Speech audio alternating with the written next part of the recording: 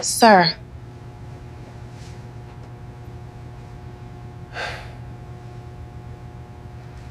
Hey, you can't sleep here. The transit cops will pick you. Come in.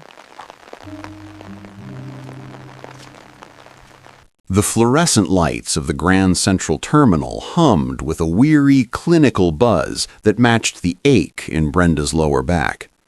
It was 2:15 a.m., the graveyard shift of a doubleheader, and the salt from the melting slush outside had tracked in a gray, gritty film across the marble floors. Brenda pushed her mop bucket with a rhythmic click-clack, her mind drifting to the red-stamped notice tucked under the magnet on her refrigerator. She had 14 days. 14 days to find a miracle or a moving truck she couldn't afford. She paused near the south exit, where the draft from the heavy steel doors cut through her thin gray sweatshirt like a blade. That's when she saw him.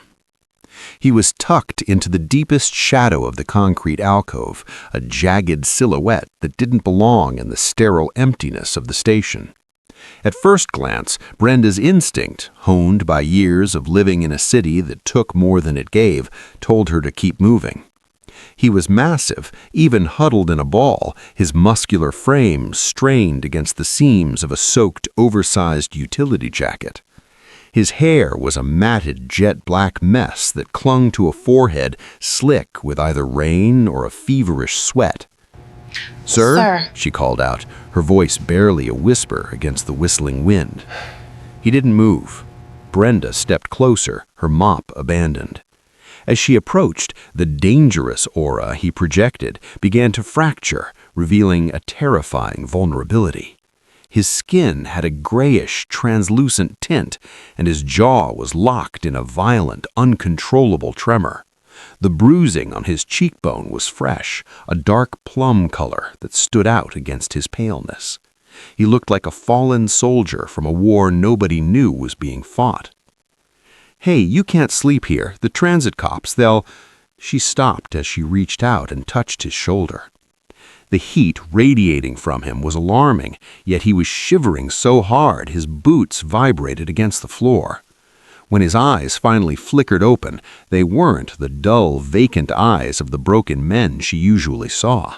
They were intense, sharp, and filled with a sudden flickering alarm, the eyes of a predator who had forgotten he was currently the prey. For a second, Sue Lee looked at her as if she were an assassin, his body tensing instinctively despite the cold that was shutting down his organs. Then the tension broke. His head fell back against the cold stone with a dull thud. "Go away," he rasped, the words catching in a throat constricted by ice. Brenda looked at his hands, large, calloused, and turning a frightening shade of blue at the knuckles. She thought of her empty apartment, the heating that rattled but stayed on, and the extra portion of stew she'd made because she couldn't break the habit of cooking for a family she no longer had. "I'm Brenda," she said, her voice turning firm, the tone she used when she wouldn't let the neighborhood kids run in the lobby. She began unzipping her own heavy work coat, draping it over his shivering frame. "And you're coming with me. I don't care who you're hiding from or what you've done. I'm not watching a man freeze to death on my clock." Before I tell you what happened next to Brenda, don't forget to hit the subscribe button, like and comment where you're watching from. Now let's dive into it. Sue Lee looked up at her, his calculated cynicism momentarily bypassed by the sheer irrational kindness in her eyes. He had spent a lifetime buying people or breaking them. He didn't know what to do with a woman who simply offered a hand. The walk to Brenda's apartment was a blur of biting wind and the heavy, rhythmic thud of Sue Lee's boots dragging against the pavement. Brenda kept her shoulder tucked under his arm, a steadying force against the tremors that still racked his frame. When they finally crossed the threshold of her building, the air changed. It was thick with the scent of floor wax and the lingering aroma of toasted spices, a sharp contrast to the antiseptic cold of the terminal. Her apartment was small, little more than a single room divided by clever arrangements of mismatched furniture, but the radiator hissed with a relentless, frantic heat that made the windows sweat. Su Li sank onto a sofa covered in a floral knit throw, his muscular frame looking absurdly out of place against the delicate lace doilies and faded photographs. As the warmth hit him, the pain began to recede, replaced by a heavy, soul-deep exhaustion. Brenda didn't ask for his name again, nor did she demand an explanation for the bruises or the expensive watch hidden beneath his grime-streaked sleeve. Instead, she moved with a quiet, practiced grace to the kitchenette. The sound of a whistling kettle and the crinkle of a plastic packet filled the silence. "It isn't much," she said, setting a steaming ceramic bowl on the low table in front of him, "but it'll put the fire back in your blood." It was a simple bowl of instant ramen, topped with a single poached egg and a handful of chopped green onions. To a man who had dined on Wagyu in Seoul and caviar in Manhattan, it should have been nothing. Yet, as the steam hit his face, he felt a strange constriction in his chest that had nothing to do with the cold. He picked up the plastic chopsticks, his fingers still stiff, and took a sip of the broth. It was salty, spicy, and honest.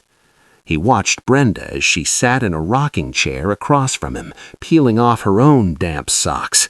She looked tired, the kind of tiredness that came from years of carrying the world on her shoulders, but her expression remained soft.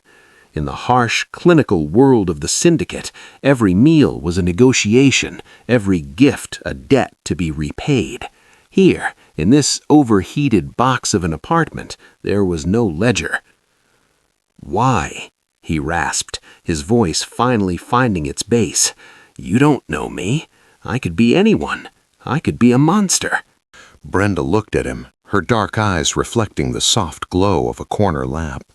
She didn't flinch at the word monster. Instead, she leaned forward, her hand resting briefly on the edge of the table near his. "The world is full of monsters, honey," she said quietly. "Most of them wear suits and sit in high-rise offices. All I see right now is a man who is shivering in the dark. In this house, we don't eat alone, and we don't leave people out in the snow. That's the treaty." Su Li looked down at the noodles, his reflection shimmering in the orange broth. For the first time in 20 years, the constant low-level roar of his ambition and the paranoid need for control fell silent. He wasn't a boss, a ghost, or a legend. He was just a man, sitting in a warm room, eating a meal he hadn't earned. And for the first time, he wondered if the life he had built was actually the one that had left him hollow. The steam from the ramen bowl had begun to fade, leaving a thin, oily film on the surface of the broth.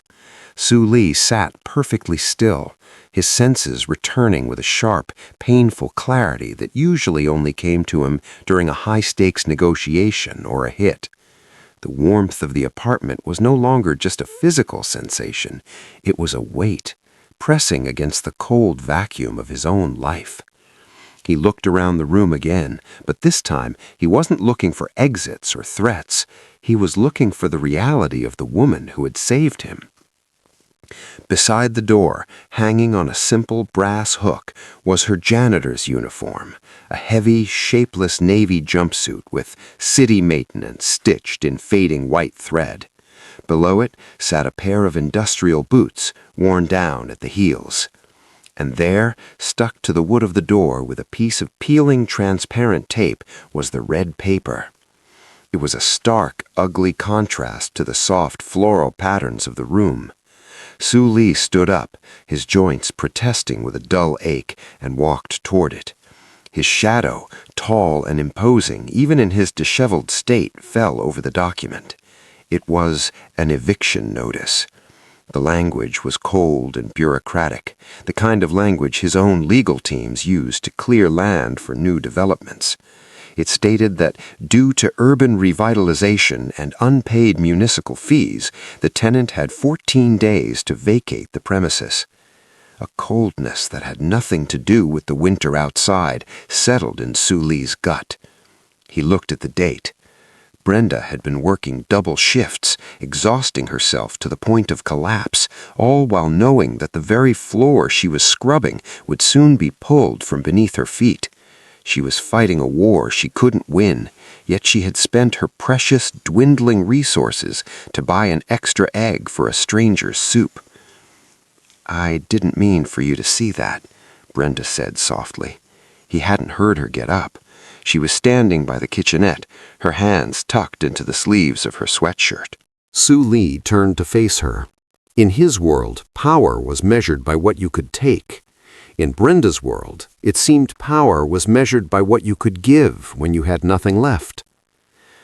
"The building," he said, his voice dropping into the low, resonant tone that usually commanded rooms of 100 men. "Who owns it?"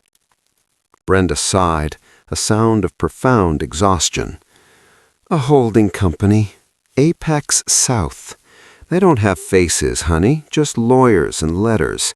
They say the neighborhood is transitioning. That's just a fancy word for saying people like me don't belong here anymore." Apex South. Su Li knew the name. It was a subsidiary of a subsidiary, a shell company he had authorized his underboss to acquire 3 months ago to launder the proceeds from the pier shipments. He realized with a sickening jolt of irony that he was the monster under Brenda's bed. He was the faceless lawyer. He was the reason the heat rattled and the windows leaked. He looked at Brenda's calloused hands and then back at the red notice. For the first time in his life, Su Li felt the sting of true shame. He had come here to find out if pure love existed, and he had found it, only to realize his own shadow was already suffocating it. He reached out, his fingers hovering just inches from the notice, his mind already racing through the bank codes and offshore accounts that could erase this paper in a heartbeat. But to save her building, he would have to reveal the monster. And if he revealed the monster, he might lose the only person who had ever looked at him and seen a man.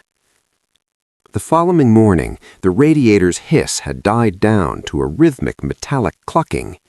Brenda had already left for her morning shift, leaving behind a thermos of coffee and a note that read, "Rest, lock the door."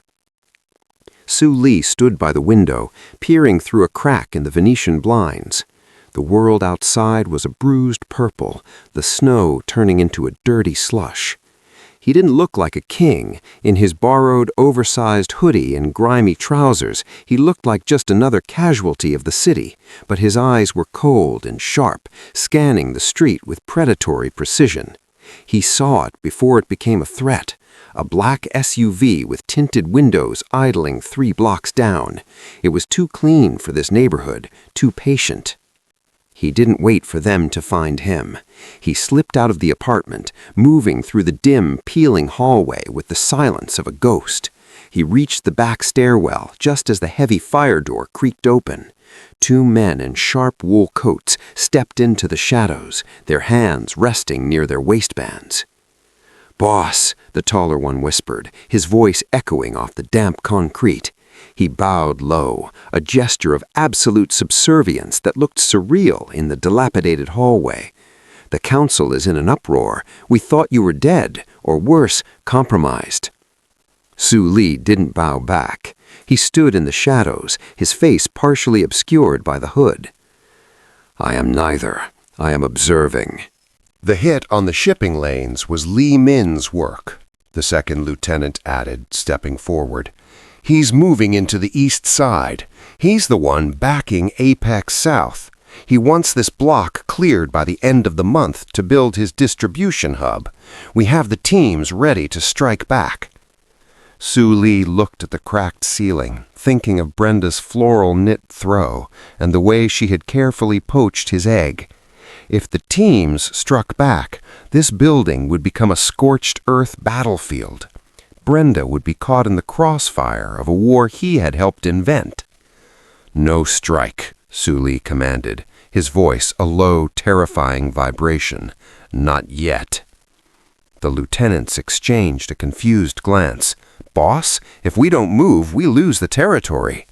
"You will protect this block," Suli said, stepping into a sliver of light that revealed the cold intensity of his gaze. "But you will do it from the shadows. If a single one of Li Min's men touches this building, or if a single resident is harassed by the eviction squads, I want them disappeared, quietly. No sirens, no headlines." "But the investment has changed," Suli cut him off. "And find out who the lead lawyer for Apex South is.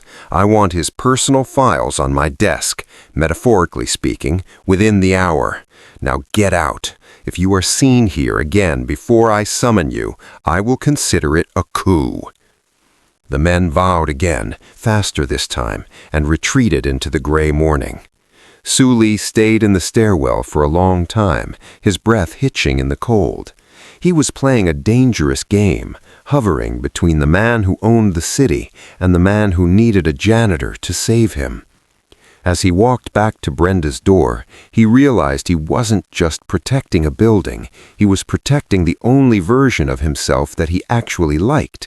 He reached for the handle, his hand trembling, not from the cold, but from the weight of the lie he was living. The evening light was a bruised honey gold, filtering through the condensation on the windows and casting long, soft shadows across the small apartment. Brenda had returned from her shift with a small plastic bag from the corner pharmacy, her shoulders slumped, but her eyes bright with that same stubborn kindness. Suli sat on the low wooden stool she had placed for him, the radiator's hum providing the only soundtrack to the quiet intimacy of the room. "Stay still now," Brenda murmured. She had a bowl of warm water and a fresh washcloth. With the tenderness of someone used to mending broken things, she began to dab at the purple and black swelling on his cheekbone. Suli closed his eyes. The sensation was foreign, almost painful in its gentleness. In his world, a hand moving toward his face was a threat, a strike to be parried, a throat to be crushed. But Brenda's touch was light, her fingers smelling faintly of lemon soap and the lavender oil she used on her hair. As she worked, she began to undo the tight, practical braids that had been pinned against her head all day. "My mama used to say that you can tell the story of a man's life by the marks he tries to hide," she said softly, her voice rhythmic and soothing. "You got a lot of stories on this face, Sue. Some of them look like they hurt more than a punch ever could." She reached for a small tin of salve and began to rub it into his skin. The proximity was overwhelming. He could hear the steady beat of her heart, a contrast to the frantic, jagged pulse that usually drove him. For a moment, the weight of his secret felt heavier than the empire he commanded. He looked at her, really looked at her, at the fine lines of exhaustion around her eyes, and the way she smiled despite the red notice still clinging to the door behind them. "Brenda," he started, his voice thick and rasping. I haven't been honest with you." She paused, her hand lingering on his temple. Her dark braided hair fell over her shoulder, a soft curtain that seemed to shut out the rest of the cold, violent city. "People don't go hiding in subways because they're having a good run of luck, honey. I know you're carrying a heavy load. You don't have to lay it all out for me tonight." The truth was right there, perched on the tip of his tongue. He wanted to tell her that he was the reason her neighborhood was dying. He wanted to tell her that he could buy this entire street and pave it with gold if he chose to. He wanted to confess that he was the monster she had described, the man in the high-rise suit. But as she gently smoothed a stray lock of his hair back from his forehead, her thumb brushing his skin with a devotion he didn't deserve, the words died in his throat. If he told her the truth, the warmth in her eyes would turn to ash. The treaty would be broken. He wasn't ready to go back to being a ghost. "I just wanted to say thank you," he whispered instead, the lie tasting like copper in his mouth. Brenda smiled, a small, weary tilt of her lips, and went back to her work. Don't thank me yet. We still gotta figure out how we're both gonna stay warm when the 2 weeks are up. Su Li leaned into her touch, his eyes hardening even as his heart ached. He wouldn't tell her the truth yet, but he would make sure that by the time the 2 weeks were up, the people who threatened her would be the ones shivering in the dark. The wind outside didn't just howl, it screamed, rattling the loose window panes of the apartment complex until they sounded like chattering teeth.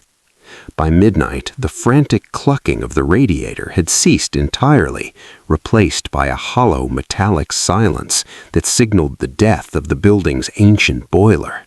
Within an hour, the overheated sanctuary of Brenda's apartment had turned into a tomb of white mist and freezing air. Brenda didn't complain. She moved with a grim, practiced efficiency, pulling every blanket from her closet and layering them over Su Li and the small space she had carved out for herself. "The pipes are going to freeze," she whispered, more to herself than him. "When the heat goes, the spirit usually follows. We can't stay up here. It's safer in the basement community room. Everyone gathers there when the grid fails."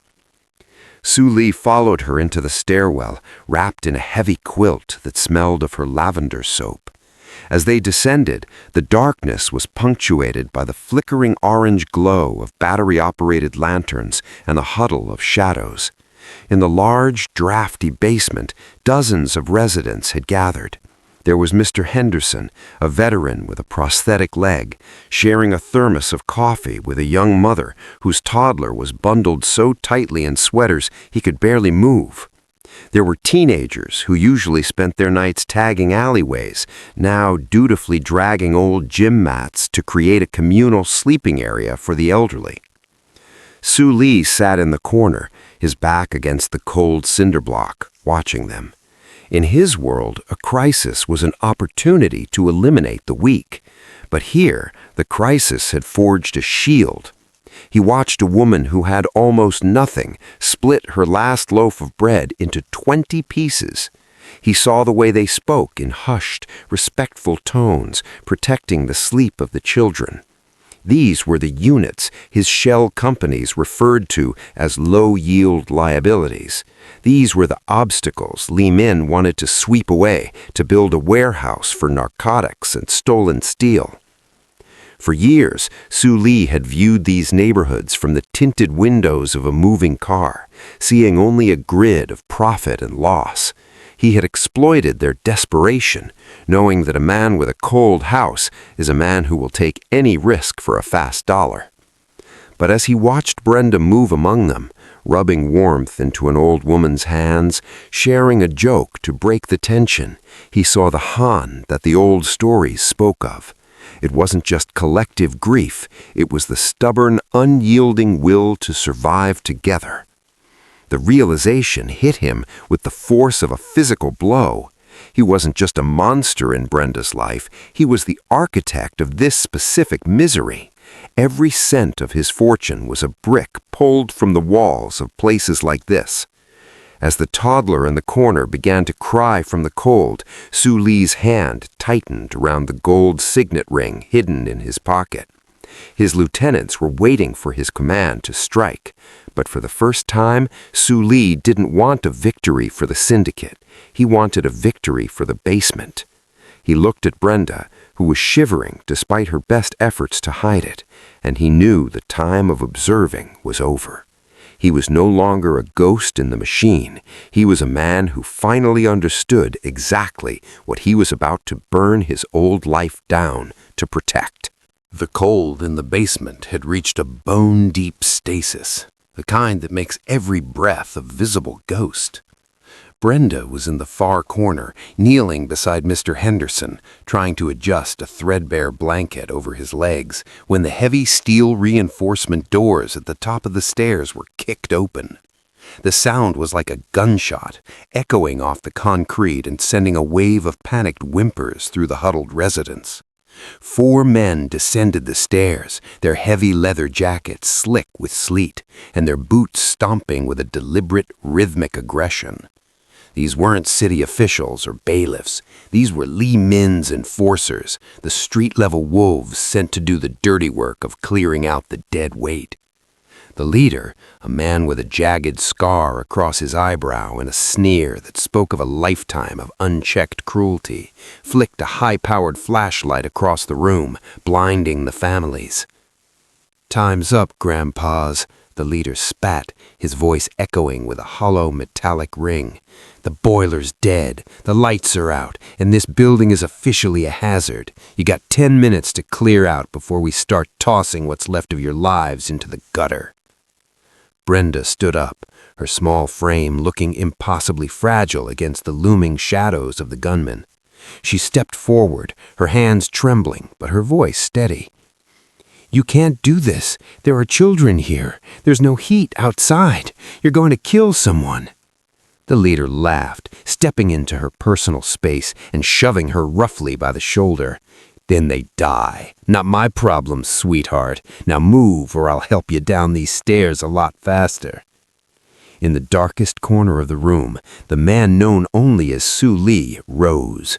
The transition was instantaneous. The homeless slouch vanished, replaced by a terrifying, upright stillness.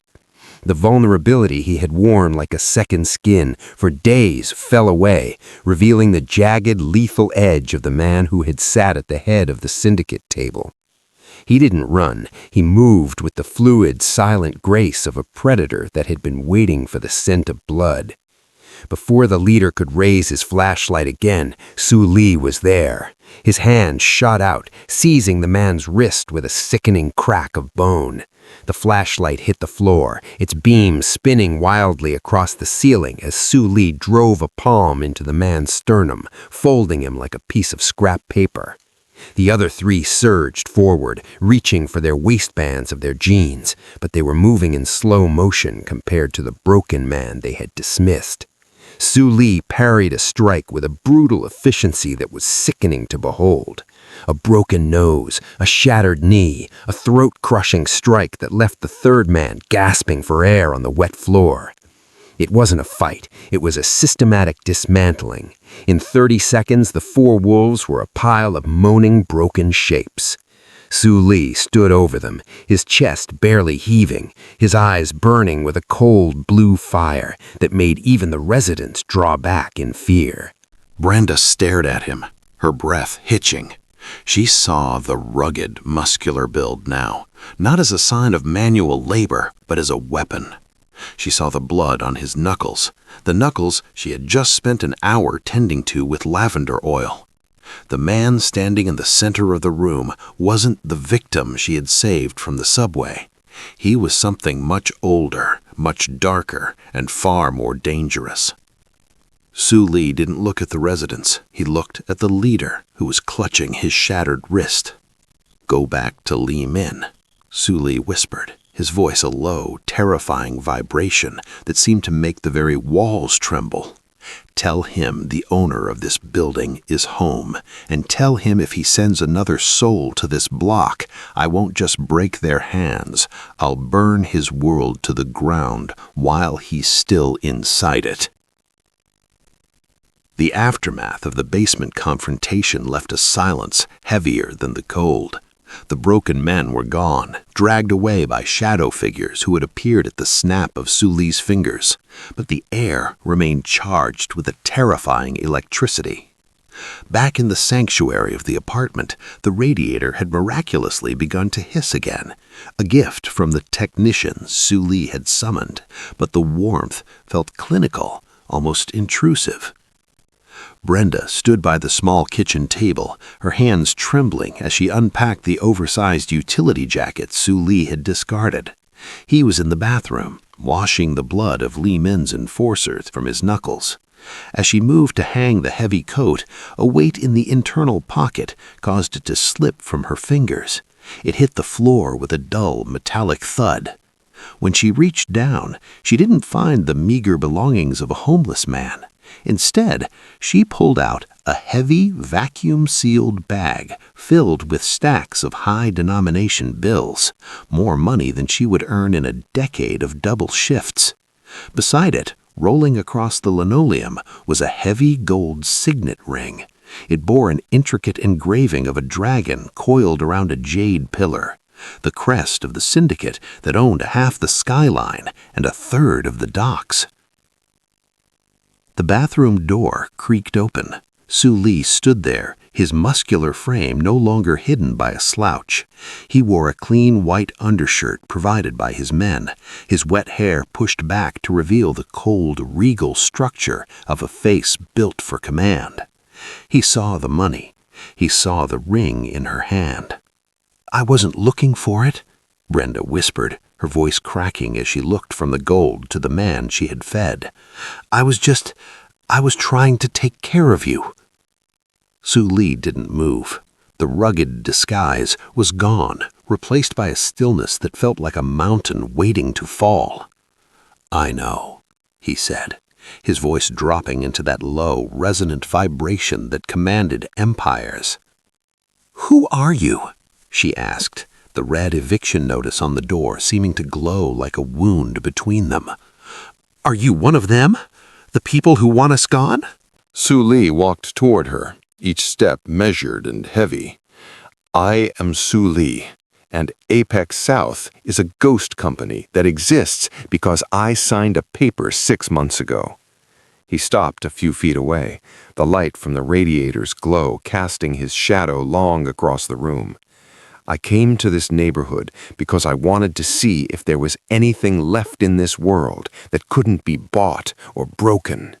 I wanted to prove that everyone was as hollow as I was." Brenda looked at the stacks of cash, then back at him. The tenderness that had defined her face for days was being replaced by a profound, agonizing betrayal. "So this was a game? A test? You sat at my table and ate my food while your name was on the letter that's taking my home?" "It wasn't a game," he rasped, reaching out, though he didn't dare touch her.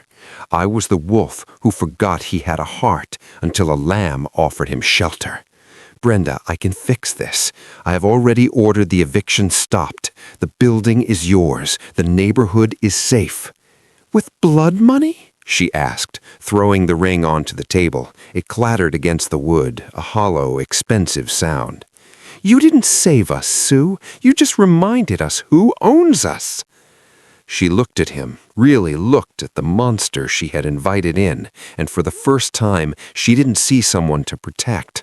She saw the man who had built the winter they were all freezing in.